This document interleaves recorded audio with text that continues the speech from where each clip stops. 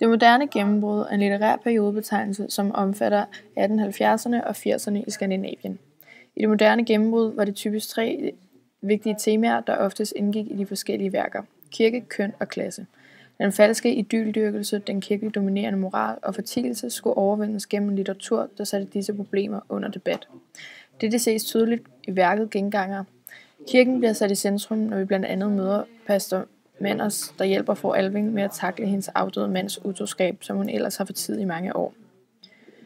Det næsten svimler for mig. Hele deres ægteskab, hele dette mangeårige samliv med deres mand, skulle ikke være andet end en overdækket afgrund. I citatet, hvor præsten netop har fundet ud af fru Alvings afdødes mands utroskab, mærkes det tydeligvis, at dette altså er et kæmpe tabu og slet ikke acceptabelt i kirken. Det var netop det, der var et kendetegn i det moderne gennembrud, at tabuer nu skulle blive taget op og skrives om i modsætning til, hvad der blev skrevet om før det moderne gennembrud. Vi møder den falske idyldyrkelse og fortielse og køn, da fru Alving fortæller pastor Manders, hvordan hun har prøvet at fortie mandens utroskab for omverdenen. Og nu måtte jeg jo kæmpe for liv og død, for at ingen skulle få vide, hvad mit barns far var for et menneske. Og så ved de jo, hvor hjertevendende Alving var. Ingen syntes, de kunne tro andet end godt om ham. Han var af den slags folk, hvis levnet ikke byder på deres rygte. Men så Manders. De skal også vide, så kom det afskyeligste af det alt sammen.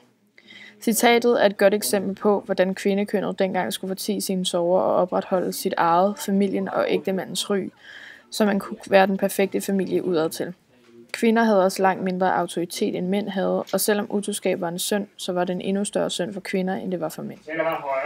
Sidst men ikke mindst møder vi debatten omkring klasse. Fru Alvings afdøde mand var som sagt utro, men det var med deres tjenestepige, altså en pige fra en lavere rang end deres, og det gjorde blot ydmygelsen langt større. Lidt efter hørte jeg, at Alving kom også. Jeg hørte, at han sagde noget til hende, og så hørte jeg med en kort latter: det klinger endnu for mig. Både så sønderrivende og så latterligt. Jeg hørte min egen tjenestepige hviske: slip mig her, kammerherre, lad mig være. At vi ser alle disse bestemte træk i Henrik Ibsens Gengangere bekræfter bestemt, at dette værk er fra det moderne gennembrud. Henrik Ibsen blev født i Skien den 20. marts 1828. Han blev født ind i en økonomisk fallit familie. I 1843 flyttede han til Grimsted for at blive apotekerlærling. Her forfulgte han blandt andet sin forfatterkarriere, og inspireret af februarrevolutionen i 1848 skrev han sit første drama, Catilina. I 1864 fik han et stipendium og rejste til Italien. Der gik 10 år, før han satte fod på norsk jord, og endnu 17, før han slog sig ned i hjemlandet. Han boede i Italien og Tyskland og observerede med europæisk distance, hvad der foregik i Norge. Han brugte de norske miljøer som scene for de problemer, der drejede sig om modernitetens konflikter i europæisk perspektiv. Henrik Ibsen var en meget vigtig norsk dramatiker og digter. Han var modig i sine kontroversielle emner.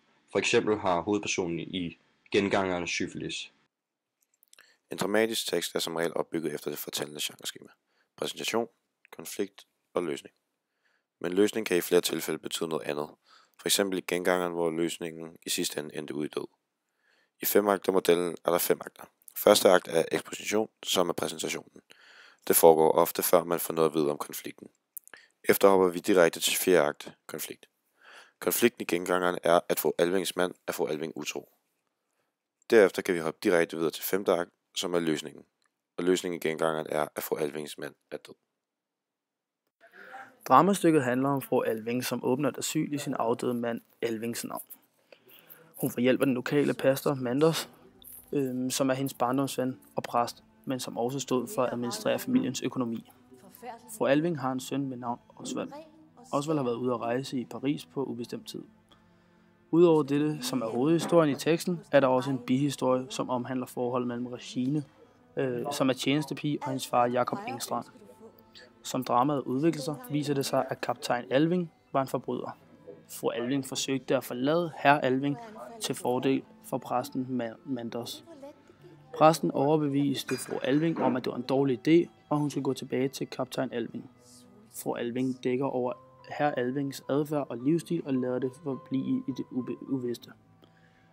Fru Alving skjulte og hjalp herr Alving meget, men kunne dog ikke forhindre, at han hyggede sig med tjenestepigerne, som kom fra ulykkelige hjem.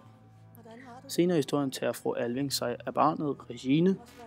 Osvald hygger sig og forelsker sig i Regines udseende, og ønsker, at hun skal hjælpe ham, da han er blevet meget syg. Folk mente, det var sygdommen syfilis, der var tale om, men mente også, at den var arvelig, og som førte til sindssyge og til dels også anfald. Dramaet slutter med, at asylet brænder til grunden, og alle de løgne, der er blevet fortiet, kommer op. Osvald dør af mental syge, og fru Alving bliver sindssyg.